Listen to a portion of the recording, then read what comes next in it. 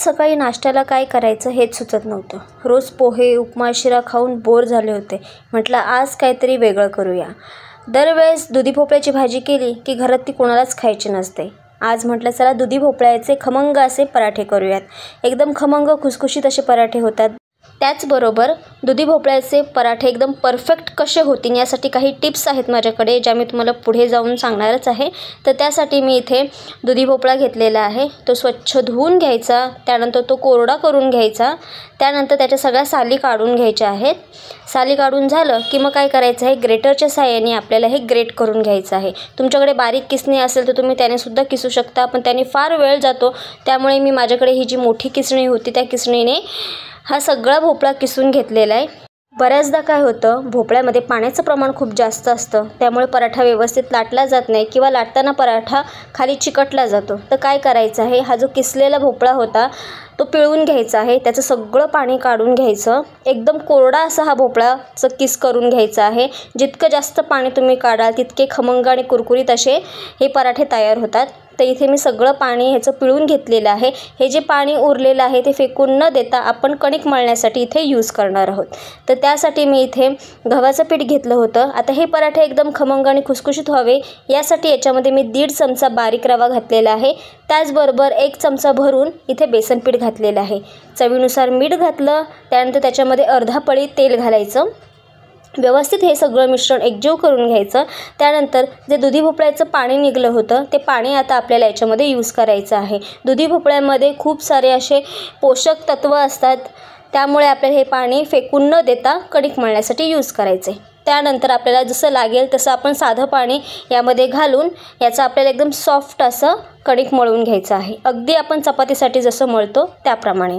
तर इथे कणिक मळून झालेलं आहे. आता एक 10 ते 15 मिनिटांसाठी हे कणिक असंच भिजत ठेवायचं आहे. आता या किसलेल्या दुधी भोपळ्यामध्ये आपल्याला काही मसाले घालून घ्यायचे आहेत. याच्यामध्ये मी अर्धा चमचा जिरं घातलेलं आहे, पाव चमचा हळद घातली, त्याचबरोबर 1 चमचा लाल तिखट घातलं, बारीक चिरलेली भरपूर सारी कोथिंबीर घालायची यामध्ये, चवीनुसार मीठ घालायचं. आता काय होतं, हे जे किसलेला जो भोपळा आहे त्याला थोडंसं मॉइश्चर असतं, त्यामुळे काय करायचं, इथे मी जी ही शेव होती, तुमच्या घरात जी शेव अवेलेबल असेल ती तुम्ही इथे घालू शकता. ही मी बेसन पिठापासून तयार केलेली शेव यामध्ये घातलेली. तुम्हाला हवं तर तुम्ही आलू भुजिया जी मिळते मार्केटमध्ये ती देखील घालू शकता. हे घालून व्यवस्थित मिक्स करायचं, जेणेकरून थोडंफार जे मॉइश्चर असतं ते ही शेव आहे ते सगळं सोकून घेते. तर अशा पद्धतीने आता हे स्टफिंग मी रेडी करून घेतलेलं आहे. इथे कणिकसुद्धा मस्त असं हे भिजलेलं आहे. याचा गोळा तयार करून घ्यायचा.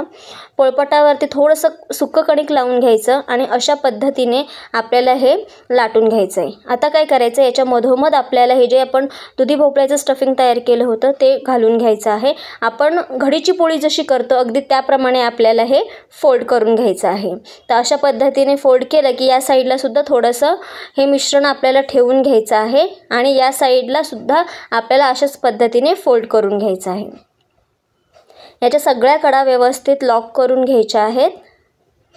त्यानंतर सुकं कणिक लावून घ्यायचं आणि याचा पराठा लाटून घ्यायचा आहे. हलक्या हाताने पराठा लाटून घ्यायचा. पराठा एकदम पातळ नाही करायचा, थोडासा जाडसर ठेवायचा आहे. तुम्ही बघू शकता मी ते थोडासा जाडसर असा पराठा ठेवलेला आहे.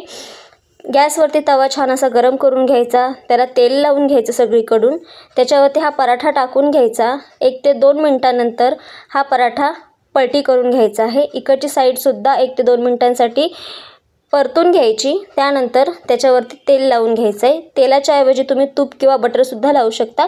मी इथे तेलाचा वापर केलेला आहे. तर दोन्ही साईडला छान असं तेल लावून घ्यायचं. दोन्ही साईडनी छान असं खमंग होईपर्यंत हा पराठा भाजून घ्यायचा आहे. तुम्ही जितका जास्त पराठा भाजाल तितका छान कुरकुरीत होतो हा पराठा. तुम्ही बघू शकता इथे अशा पद्धतीने आता हा पहिला पराठा रेडी झालेला आहे. आता बाकीचे सगळे पराठे मी अशा पद्धतीने रेडी करून घेत आहे. हे पराठे लहान मुलंसुद्धा आवडीने खातात.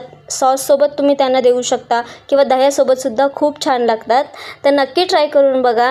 व्हिडिओ कसा वाटला हे मला कमेंटमध्ये नक्की सांगा.